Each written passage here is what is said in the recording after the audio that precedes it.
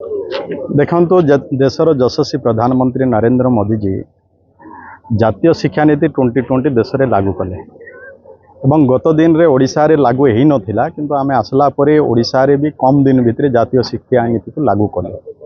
एवं से पुणी एनसीईआरटी बही प्रस्तुत कला से ताकू आधार करिकिना ओडिशा रे भी ओडिशा रे भी आमे अष्टम पर्यंत 55 गोटी बही आमे कम दिन भितर स्टीयरिंग कमिटी सबू करी जातीय शिक्षा नीति को लागू करने उद्देश्य रे आमे सबू करिकिने कलु से किछि जो जेहेतु नुआरे हिची बही गुड़ाक किछि जो त्रुटि किछि रहिछि कि प्रिंटिंग मिस्टेक जो रहिछि निश्चय से विषय रे भी विभाग अवगत अच्छी एवं से अनुसार समस्त को निर्देश भी दिखाई कि जो मिस्टेक किछि रही कि त्रुटि रही ताकू केमती संशोधन करेंगे संशोधन करना पिलामानकु सही भली भाव रे पिलामानकु पाठ पढ़ेबे तेणु आर व्यवस्था है आगामी दिन में जहाँ भी त्रुटि अच्छी ताकू आमे संशोधन करेंगे।